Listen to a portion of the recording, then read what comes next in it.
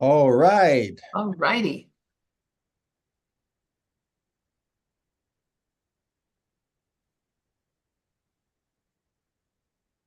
Ladies and gentlemen, this is Fabulous with Fabio, the talk show that shows how fabulous you are, and of course, bringing fabulous guests. Let me just turn the echo off. All right. So I'm really excited today because I bring for you today a very fabulous person. Okay. This is also going to be in our YouTube channel, Fabio Marques 007. It's going to be in our podcast, Powerful Insights for Business. And of course, you're going to see on LinkedIn as well in Fabio Marques profile and in our guest profile. So be ready because now I want to ask you one thing. Do you have the courage to sparkle? Do you have the courage to be brilliant and really show all your talents and all your gifts to humankind? So we here today with Lois Barth. Welcome, Lois. Thank you so much, Fabio. So nice to be here. And what a great question. Do we have the courage to sparkle? Yes, sparkle on. So yes, Lois is a master in helping people to really get the courage to sparkle, to shine, to be brilliant. So I'm going to start. And this interview for you watching here, this interview is no editing, no post-production, is raw, it's real, it's the real deal. It's out of authenticity and truth. So there's no rehearsal, nothing. We are here only to talk with fabulous people who are ready to share what they know so you can grow. So I'm going to start with a question for Lois. Sure. Lois, how come you became this wonderful person? Tell me a little bit about your story, about your purpose in life, your mission. So share with us. You got it. Well, thank you so much, Fabio, and I'm really excited to be here. I think it starts with a story, actually. I grew up with a very interesting family that I think is a study in opposites.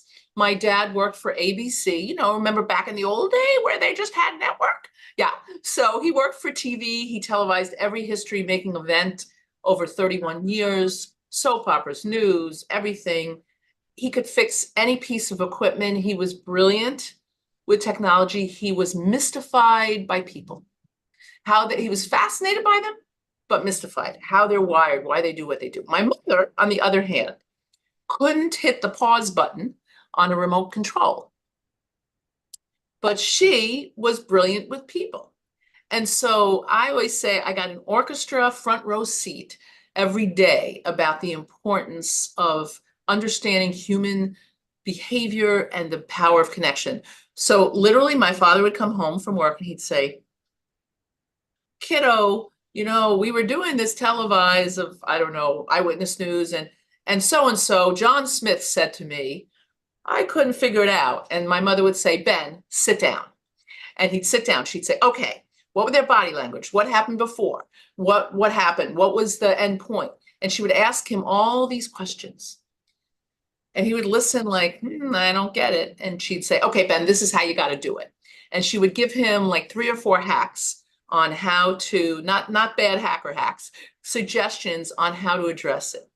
And my father would scratch his head and he'd say, kiddo, it just doesn't make sense to me, but okay. She'd say, Ben, you fix machines, I understand people. And that night, he'd come home and say, kiddo, I don't know how you do it, but I know I fix machines and you understand people.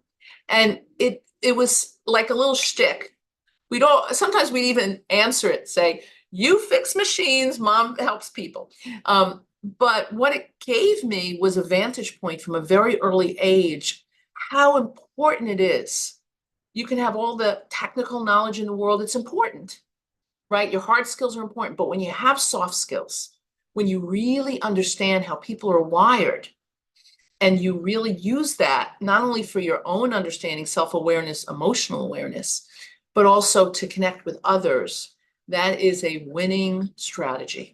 It makes all the difference in the world. And I would watch my mom, people who I'd call one word Wanda, yes, no. And within 5 minutes, they'd be telling their life story, sometimes too much. We'd say, Ma, the store is closing. Come on now. But I got to see the importance of connection and the tools of communication and human behavior. So that has always been the lens in which I live my life, is how can I learn the lesson and use that to connect with myself, my own truth, but with other people, and help them to do the same so that people can have more effective teams, more effective leadership. So that is my rather circuitous response. Oh, great, great. So you had this chance of learning from your parents, and of course you were a good student. You were able to really absorb this and transform this into a beautiful career. So tell us a little bit about your career, Sure. what you have done, and what is your moment right now? What is your mission at this moment? Yes, great. So yeah, that definitely impacted the lens in which I lived my life and my professional trajectory. And the way I say it is I had a two-track mind, not a one-track mind. I was fascinated with the creative arts, but also the transformational personal growth arts. So I started off as an actress, stand-up comic, one-woman show, arts educator. God, I didn't know that. I That's amazing. traveled around the country bringing storytelling to bring diversity, advocacy, literacy, self-esteem, but I also did one-woman shows. And at the same time, I was a medical massage therapist. And it was really great because I was fascinated with body, mind, spirit, and how they all worked and how people's beliefs go into their bodies and how to shift that. And then around 2005, I actually, it was a very funny story. I said to my client, I'm thinking of getting certified to become a life coach and an executive coach. And they're like, what's coaching? And I told them, I said, well, it helps people get from here to there, look at the obstacles, the goals, the strategy, talk them off the cliff, but also give them wings to fly so that they can move forward in their careers. In which they said, you've been doing that with me for the last 15 years. You've just been throwing in the massage. And I was like, they were like, are you thinking of doing that? And I said, yes, I'm thinking of transitioning. They were like, does that mean I don't get the massage anymore? And I was like, pretty much. So I moved from there to coaching, got a lot of certifications in relationship, career transition, life, holistic, executive, anxiety management. And then the theater bug came back to me, which it never goes away. And I was like, I really want to speak. I want to speak. I want to do workshops, and I want to do what I call like edutainment, like how you can use humor and interactive exercises and experiential learning to move forward. So really, I brought them all together. I also wrote a book, Courage to Sparkle. Thanks. Thanks for the mention. The Audacious Guide to Create a Life that lights you up. So to me, I didn't necessarily, people go, oh, that was an interesting career transition. I said it wasn't a transition. It was what I call a translation. I just translated the skills, the gifts, the talents to another another delivery model. So. Great, great. So, well, if you haven't, written down, guys, it's Courage to Sparkle is the book by Lois Barth. Is it in Amazon? It's Amazon. It was an Amazon bestseller in new releases, self-help and emotions. So. That's great. So listen, we are talking to someone here who had very early on lessons from her parents, right? And then later was working as an actress, and of course, and then a coach and life coach, got all the certifications and put everything together to help people find the courage or build the courage to really shine and sparkle and be the best version of themselves. So that's why I call this program Fabulous with Fabio, because I really bring fabulous people here, people that are making a difference, people that are doing something, let's say, taking everything they have learned in their lives and putting that into service of others to help others succeed and be happier in life. So I really thank you for being here in the show, Lois, once again. And now I want to know if you could, let's say, summarize what you do, your mission in one sentence. What would be that sentence that summarizes everything that you're doing right now to change the world? In one sentence. Well, I'm a yacker from way backer, but I'm going to try. What I do is really support organizations and companies to develop leaders and teams that are really impactful, effective, and productive and connected. I use Okay. many tools to do that, but the tools I use are emotional intelligence, communication, mindfulness. But it's really about how do we have impact?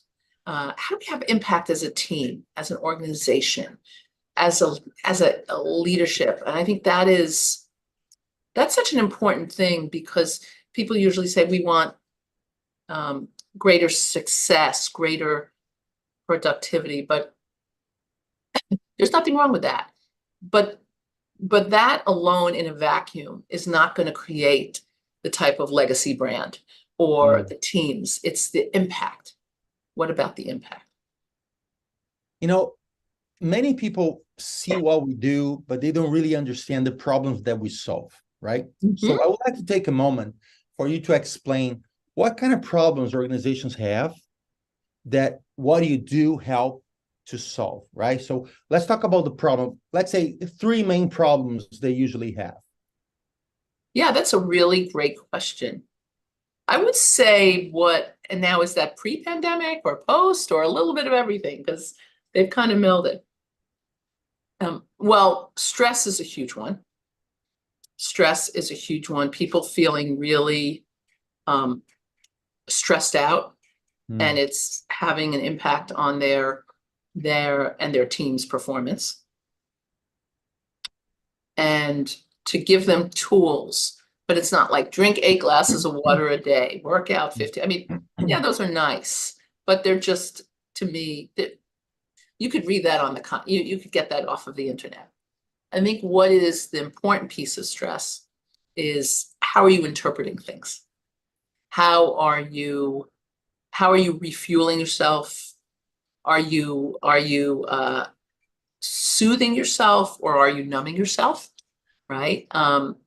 So looking at the stress piece and how to create mindfulness strategies, and that overlaps into engagement. I truly believe, I'm a hopeless optimist and a hopeful romantic, that people really want to do a good job. They really do. And what gets in the way is often their stress. So when you give people tools, mindfulness, communication tools. So I would say stress, communication. Most efficacy and teams not hitting their ROIs or KPIs or whatever acronyms you want to use, it's often poor or incomplete communication. So what are the uncomfortable conversations they're not willing to have, that they think are going to make things easier, but actually make it really much harder? And so I would say the stress, communication, and I would say mindset. Those are the 3 things. The mindset, what beliefs are they holding that don't support them? I took a training that had such a brilliant distinction. They said, don't encourage your clients to think positively. Encourage your clients to think productively. And I love words. Words to me are tasty little morsels with no calories. So it's really about, will this produce the results that you say that you want? So yeah, I would say those 3 buckets are the stress piece, the communication, yeah, and the mindset. I really like that. Yes. I have clients that have been working with you for 15 years, and one of the main workshops I give, I deliver to them is difficult conversations. And it's funny, as you said, it's stress, communication, and mindset, because those 3 elements are present in difficult conversations, right? Absolutely. You must develop the right mindset. You must control your levels of stress to a healthy level, and you must enhance your communication skills to avoid misunderstandings and all the confusion that may arouse from bad communication skills. So I really like those 3 problems you're solving with your work, right? People really need to manage with emotional intelligence, whatever to manage their levels of stress. No stress at all is impossible, of course. There's and not always necessarily that productive. Yeah, there's always going to be some stress, but there's a positive way to deal with stress to be productive, as you said, right? And of course, if you enhance your communication skills and you're able to communicate better with with less problems, again, you control your levels of Huge. stress and other people's levels of stress as well. And with the positive mindset and the correct productive mindset, right? The productive mindset, you can do wonders. So I really like that. Now let's move. So these are the problems that you solve, help organizations solve. And of course, when you solve those problems, you have immediate benefits, right? So let's talk about the benefits organizations and individuals can have when they solve those problems. Absolutely. Really great question. I could tell you're fabulous at what you do. Besides the fact that your show is fabulous, I could tell already you're fabulous. I knew that the first time I met you, so no shock there.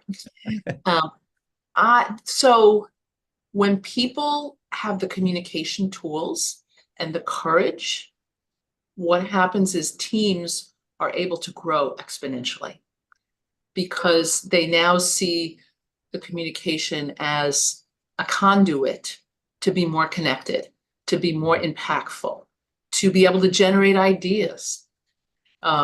Because people have some great ideas, but often their mindset is like, oh, what if it's the wrong idea? Or if they're in a culture that's incongruent, that says they want to welcome people's ideas, but they really don't. So you have more engaged, inspired, and effective leaders with the communication. Great. You also have more trust and transparency because one of the things I learned actually from being a medical massage therapist, which I think is fascinating, is that bones that break, that heal properly, become stronger than bones that were never broken. So if you have, once you've had that, what I call beautifully honest conversation, you will feel, and you got through it and you came out stronger. The next time will be less hard. And you'll also have this trust that you both went through something. And it's such an important theme right now because we hear about the Great Resignation, quiet quitting. That doesn't happen in a vacuum. That happens when people don't feel appreciated, seen, safe. You know, it's all, you know, you're an expert in this. The number one thing is employee recognition that keeps retention, loyalty. And if you can't have courageous or beautifully honest conversations, then how are people going to really generate the next? And that's where the stress comes. So in terms of the stress, they're going to have more refueling. They're going to be able to resource themselves. And I'm sure you know the term eustress, which is EU stress, which is positive stress, the stress of moving to the next level. Yeah. It's a dynamic tension. We want that. We need that. And, you know, again, the mindset is to say, yeah, this is challenging, but we figured it out before. We'll figure it out again. How do we work as a team to figure it out? And then love on each other and celebrate, you know, the victories. And I think it's just such an important piece of the puzzle. Yeah. Yeah. I really like what you're saying because that explains also why I like to conduct this program, this talk show the way it is, with no rehearsal, no conceived questions, no post-production, no cuts, because I believe in honesty, transparency. I believe in being real, right? In real life, we are real. There's no rehearsal, right? We have to be there with the sincere heart, interacting with other human beings. Absolutely. Right? A lot of people try to fake an image or fake something perfect or fake something that is not really real, right? By doing a lot of, you know, I don't know what, all kinds of phony layers so they look greater than they are. Real life is this. Okay. Honest people having honest conversations and really building their mindset to a place where they can be productive and they can be themselves, authentic. And we need more conversations like this. As you said, we all are we're going to have problems in life. We always have problems in life. Always. But when we know how to deal with those problems honestly and with courage to be ourselves, and at the same time having the consideration for other people's interest, we become better human beings, stronger human beings. Absolutely. I couldn't agree with you. What you're doing, you're really making a difference by. Thank you. Thank you so much.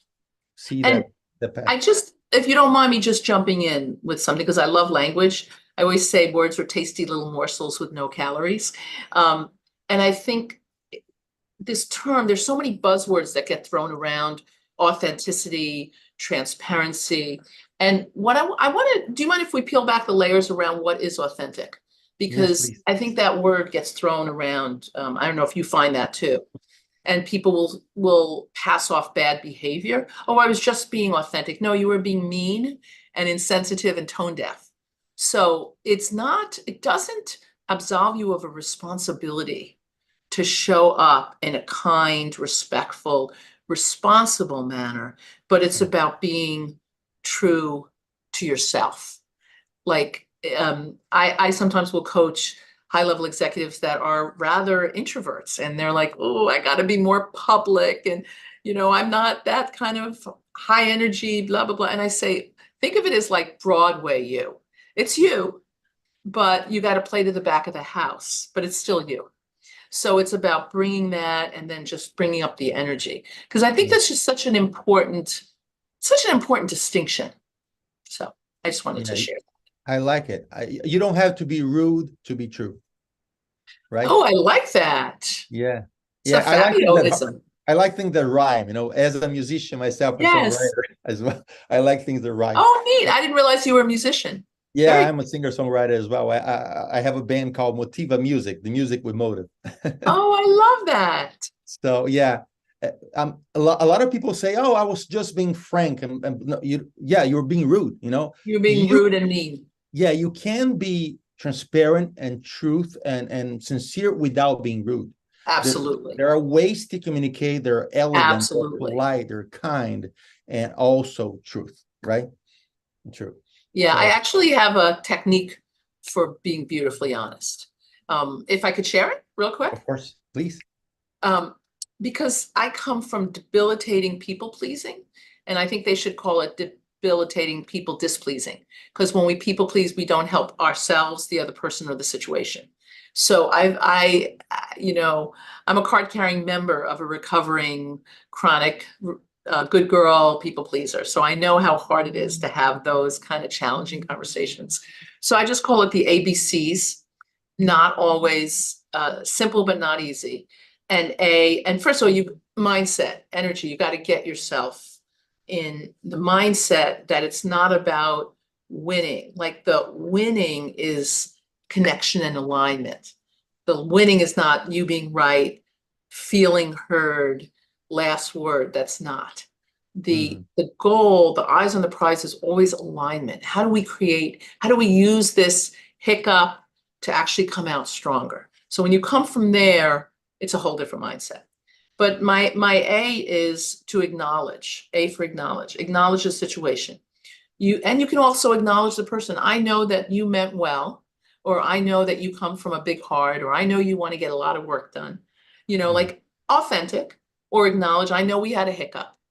And then I think B is just be specific, kind, and clear, and focus on behavior, not the person. So to say, you were selfish is obviously you're shaming the person. When you cut me off on that, I felt, or it's important in our office meetings that we have a benevolent spirit. Behavior, focus on the behavior. And then C is call to action. And it's a great thing to create the call to action together, to say, what would you think would be a way for us to address this? I like it. I like it very much. ABC, acknowledge, be kind, transparent, specific, and call to action, a common call to action. We can create call to action. We can create the call to action, a collective call to action. Exactly. A collective call to action. I like that. Yes, very, very, very nice and very productive. That would be a productive way to address any kind of situation. Absolutely. I really like that. Awesome. Awesome. So you guys watching this, take notes, okay? Take notes. Of course, you can find more of this in her books or in all kinds of work that she does, but take notes right now, because you can use that today. Maybe you have a situation today where you could use the ABC technique to be more productive in your next difficult conversation. Like that. In my workshops about how to influence others with integrity, because I do a lot of influence with integrity workshops. Yes, right? I love that. A lot of people influence with schemes and lies, and I don't like that. So I am on this mission of helping people influence with integrity, without lies, without having to fake, without having to be phony. So how you influence with integrity. And one thing that I say is about what you just said about don't focus on the person. Don't blame the person, right? Imagine that we have this layers. We are, there's a person, and then there's this layer of self-esteem, right? When you attack the person, let's say you were disrespectful, you were wrong, you have to change. When you say something like that, you are attacking the self-esteem. And when you attack somebody's self-esteem, that person will either rebel or shrink, right? And be very defensive. So you don't like that. This is not productive. So you want the other person to be willing to work with you to find a solution. Absolutely. So don't attack the self-esteem, which is the first, more intimate layer. There's another layer, the attitude. And there's another one, the behavior. And there's another one, the results. So you have self-esteem, attitude, behavior, and results. Ooh, so you can love that. Yeah, you can address the results. You can address the behavior. You can even address the attitude. But never attack self-esteem. Never attack the person.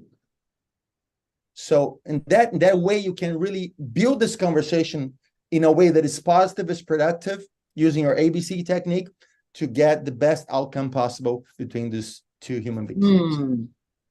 I love that. I love that on so many fronts. Thank you for sharing that. No, we're in the same boat here. We are both, yeah, absolutely. We're sharing. Sharing. Sharing is caring. I love what you're saying. And I love the layers. It's almost like I kept thinking somebody's own solar system, right? Yeah. The outside planets. Because often people's behaviors that are objectionable are often unconscious, and they often don't even know what to do about it. Yeah. So when you say a behavior, I love that you're codifying it with attitude, you're breaking it down, and you're absolutely right. Once you come across with anger, people only hear anger, they only hear shame, they shut down or they attack. So but you are giving them wonderful distinctions so that they can self-assess. They can say, oh, my behavior is off, but wait a second, let me circle back to attitude. Maybe there's a belief there. And then it becomes this fascinating investigatory journey that they get to look at themselves and say, oh, how do I self-diagnose? How do I crack the code? You're giving them a problem to solve versus they're wrong. I love it. Brilliant. Yeah, well, I have learned that as a leader, if you say to somebody, you have to change, you're destroying that person's chance of changing. Because if you say you have to change, it's like you are defective, right? There's something wrong with you. Right. And people don't know what to do about it. When you say, listen, I believe in you, that you can change your attitude, you can change your behavior. So change my attitude and behavior is easier than to change myself, right? Absolutely. In everybody's mind. So the self-esteem is the source of energy. So I preserve I say, I believe in you, I'm preserving self-esteem. I'm giving even more energy to that. So I believe in you. So please assess your attitudes and behaviors, see what you can do differently to have more better results. Absolutely. So strong self-esteem means positive attitude. Right. Positive attitude means productive behavior. Productive behavior means better results. So I love it. How the layers work. And it also circles back to a term that I heard, not a Loisism, unfortunately, but a fabulous term, which is shame should have already mastered everything. That's when people go to shame. And so what you're saying is you intrinsically are a good person. I believe in you. And these are some areas you haven't mastered. Yeah. Big deal. Nobody masters everything. And so that's what it is. I think that's really brilliant. Thank you for sharing that with me. You're very welcome. And thank you for sharing what you do. Let's go to your vision now. Doing what you're doing or what we are doing together, right? Because we're on the same boat here, but let's focus on your work, what you have done. How do you see the world? Let's say, right, that the world is listening to you. Let's say that you have this great impact and everybody's listening to your lessons and what you're sharing. If the entire world was listening to you very closely, how would the world be in 5 years? Wow. I feel like I'm going to break into a Broadway song, I Dreamed a Dream, but I won't. You can sing if you want. There you go. That's a really great question. If the world really was listening, they would first own that self-responsibility is a great gift. That if you are responsible for your thoughts and your actions, it's extraordinarily empowering, because then you can shift and heal, not only yourself, but others. Blame is contractive, responsibility is expansive. So they would look at self-awareness. No, say that again. Blame is contractive, responsibility is expansive, right? Perfect. And I say that about one of my core Loisisms, which stands for lessons, opportunities, insights, solutions. Say that 3 times fast. Is to move from criticism to curiosity. So criticism contracts. It's always who's wrong, who's to blame, who's at fault, which is usually you, yourself, or the situation. Whereas curiosity expands. And what I said, what's possible? What did I learn from this? What's next? And the way I say it is curiosity makes us agile, not fragile. And during these times, we must be agile, because life has never been predictable, and certainty has always been an illusion, but never, I don't know about you, have we been stripped away to our bone of our core of our being, the illusion of certainty. We were able to have folly with the illusion of certainty, but now we're facing the depth of uncertainty on so many different levels. I don't mean to be macabre, but that is the truth, right? And when we can be agile and shift and be curious, that is when extraordinary things can happen. If we are curious with ourselves, with each other and the situation, look, we want to solve problems. That's the mind, the being. So, I mean, there's so many other things, but I think that is probably my number one core, that when we shift from criticism to curiosity, the whole world. I really like that, because you can use it in everything, right? In everything. You become a better communicator, you become a better negotiator, a better leader if you really focus on being curious about what the other person has to offer or to share with you. I usually tell my clients when we are in negotiation training, listen, don't go to a negotiation expecting the other person to say this or that. Go there with an open mind and with curiosity to learn more about that person. Absolutely. To learn more about how they think, how they behave, how they make decisions. Because if you are curious about the other person, you're not criticizing what they're doing. You're really listening. You're listening, you're present. And mindfulness, everything is there, because you're really there listening attentively, trying to learn, trying to understand before you try to convince. Absolutely. Right? Well, and also what people present is never the case. I had an example. Do you mind if I share a story about that? Go ahead. I had a prospective visit with a client, a discovery visit where it was in person in my office. And she wanted to make some sizable substantive goals in her life.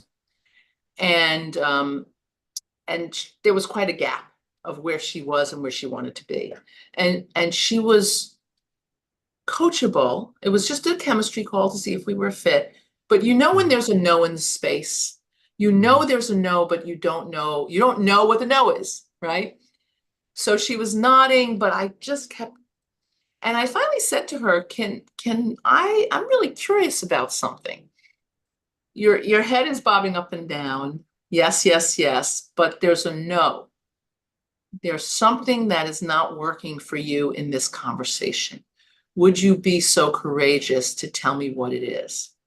Whether you decide to work with me or not, I just would love to know your no. Do you know what she said?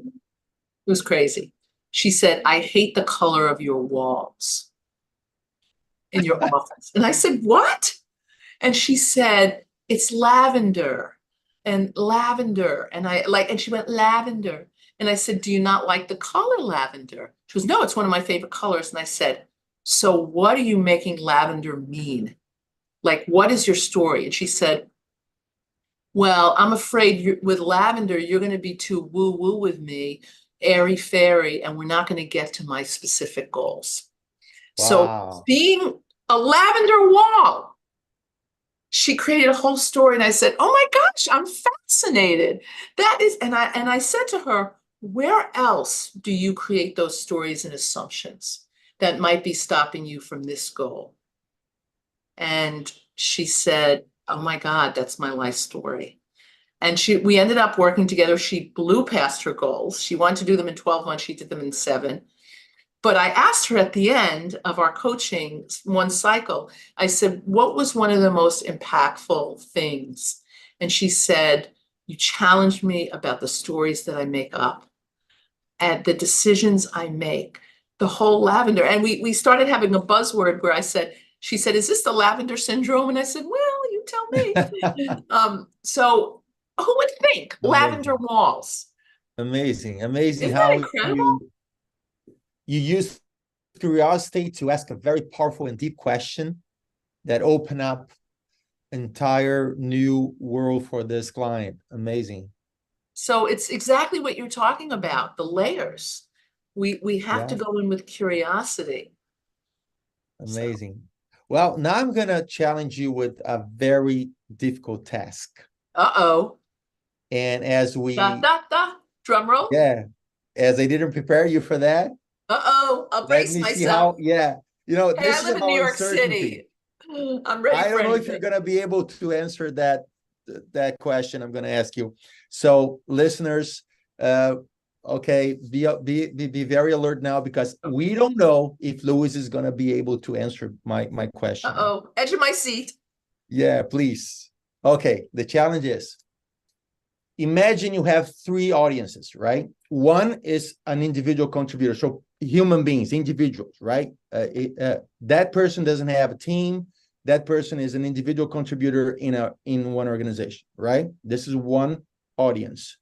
And you have like 1,000 people in the same condition. They're all individual contributors, right? Then you have a second audience in the second room, 1,000 people. They're leaders of individual contributors, right? So they have teams of 5, 10, 12 people, and they lead individual contributors. And you have a third audience in a third room, another 1,000 people. They're leaders of leaders. Oh, interesting. So you have individual contributors, leaders of individual contributors, and leaders of leaders. All right? Love it. So I'm going to put you in the first room, individual contributors, 1,000 of them. What is the one question you want to ask them that will open up their minds to find the truth? And then in the second room, leaders of individual contributors, what is the one question? It's got to be a different one, a different question that will help them open up their minds for new horizons. And in the third room, again, a different question now for the leaders of leaders. I know it's super challenging. You're throwing it at me. You certainly, it's the first time I'm asking this question in this show. Wow, so you feel inspired. Let me see. It's a phenomenal question. Room number 1, 1,000 individual contributors. What is the question you were going to ask them? So is there a specific goal of why I'm there to speak to them, or a particular? You are there to help them become better human beings in terms of how to manage their stress, how to enhance their communication, how to enhance their mindset, right? Those 3 problems we want to address.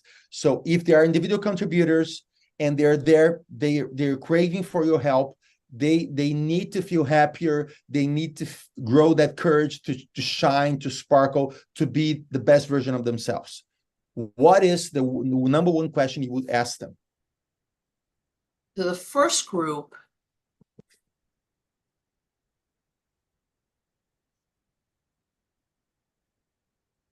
the first group, I would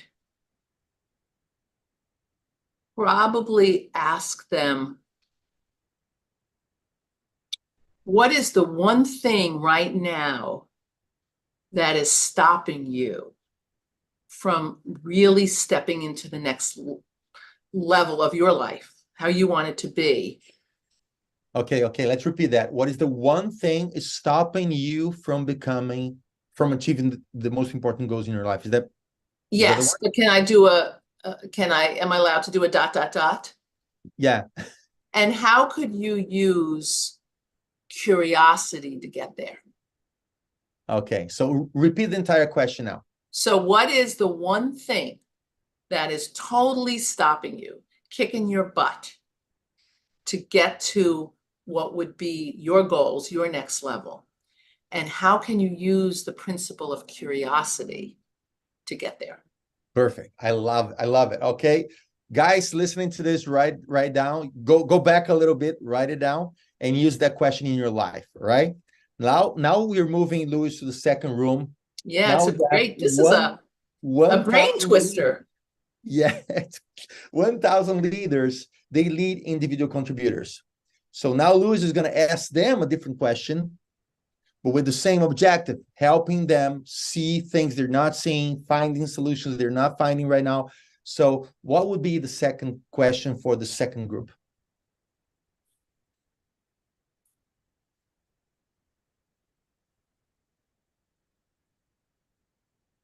So what comes to me with that is, what is the one thing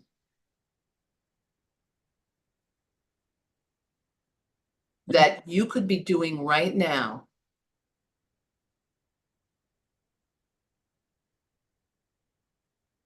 to support the ICs being as brilliant and as successful as you know that they can be? Great. Repeat that, please. Repeat it. So what is the one thing?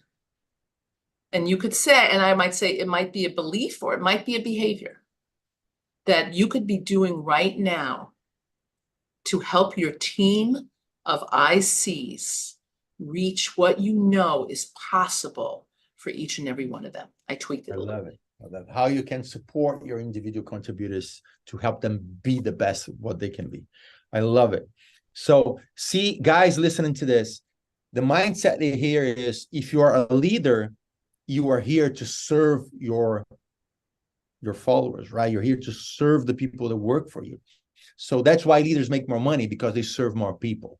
Absolutely. They serve their individual contributors, and those serve their clients and so on. So I love the question. What is the one thing? And I love the thing, that one thing, because people think about several things, they don't do anything.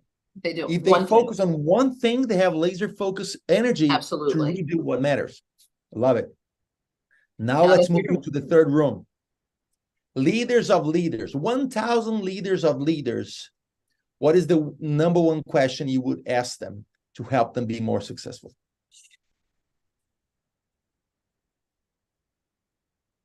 Given what you know you want your legacy to be, what is the one guiding principle that you will, what is the one guiding principle that you are going to implement into the work culture every day? Repeat that. I love it. Okay, I know it's a little circuitous, it's a little long, but given the legacy that you're committed to creating, what is the one guiding principle that you are deeply committed to integrating into the work culture on a daily basis? So again, I said a little differently. No, that's all right. It's super powerful, super powerful. So guys, you guys watching this, go back a little bit, write those questions down, because you can use those questions in your day-to-day to make major improvements, major advancements. So boy, that was a great question. I think it reminds me of the Inside the Actor Studio, where James Lipton says, favorite food, thing you hate, but yours is like 10xing it. It's a great question. Questions. Yeah, and you did fabulous. Really, it's really challenging, because you have to come up with this right on the spot. Yeah. And it proves to me that you're really a master of what you do, because Oh, you thank came you. up with very strong and very deep questions that really help people, do the breakthrough they need. So thank you for that. Well, it Thank was a you. brilliant question, and clearly it was a divine download because it's the first time you're doing it. But you're going to make it up because other people who are interviewing are going to go, oh, okay, I'm going to do the cheat sheet and have the questions prepared, and you'll throw 3 other ones I'm at going to them. change. I'm always changing, always evolving, right? Always evolving. Always. Changing. All right. So now that, people got a sense of what you're able to do for them, right? Let us give them some action steps, what they can do to get in contact with you or to get access to some of your tools, how they can have access to what you're doing. Absolutely.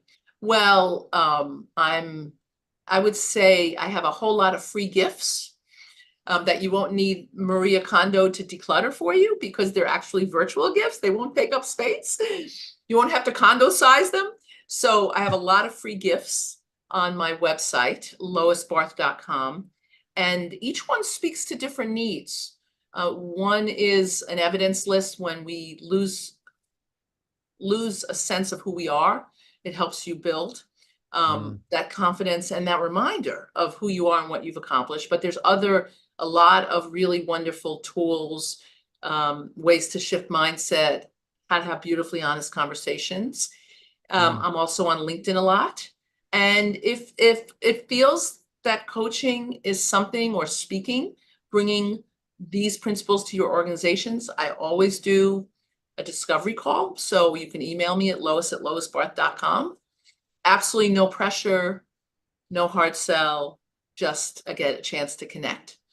I'm just trying to think what else. And I'm on YouTube. So that's 3 things.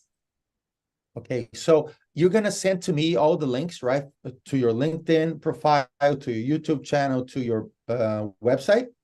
And I'm going to put in the description here, right below the YouTube video. So you guys watching in YouTube is going to be here, right below in the description of this video, all the links to Lois Barth free gifts and how to get in contact with her. For you guys listening in the podcast, Powerful Insight for Business, you can go to YouTube and grab all those links so you can have access to everything that she has to offer. And guys, I want to tell you, this was one of the most powerful interviews so far. And I have interviewed very famous people here as well. And I hope Lois get more and more famous, because the world needs to listen to you. The world needs to really learn from you. And I believe, I wrote this book, Fabulous Management Simplified. And I believe that if more people are listening to you, we can have fabulous management everywhere, fabulous leadership, and a fabulous world to live on. Thank you so much for being here in my show. It's so my pleasure. So my pleasure. Am I allowed to end with asking you a question? Yeah, oh, of course. My God. Okay. I know, it goes back to you. First of all, it has been an honor and a privilege, and you are totally fabulous, and your show is wonderful. And I'm so excited about knowing you and getting to connect. So if you had, because I didn't realize you were a singer and songwriter and also musician. If there was one song that really epitomized your mission in the world, what would that song be? It's a hard question, but that really epitomized. It could be your vantage point of life, your mission. What would that song be? It's hard because so millions of songs come to my head. I know. Yeah, but one came right here now as one song that I've been using, and usually I use that song to open my shows, my motivational speeches, and because it means a lot to me. It's about you changing yourself first as an inspiration for the change you want to see in other people, right? So it's Man in the Mirror. Oh, yes. Man in the Mirror by Michael Jackson. That's the one song that would say it's what I try to do every day. I try to become a better person so I can inspire others to do the same. Wow. I love that. Plus, it's a great beat, right? I'm looking at the man in the mirror. Perfect. I'm asking him and I to can do the change moonwalk it. and everything. What's that? I can do the moonwalk and everything. Oh my God, can you really? That Yes. you have to start. You have to go on with your moonwalk. But I love that. And yeah, beautiful. Thank you for that. Perfect. Thank you for the question. It was amazing. Very powerful I question figured as well.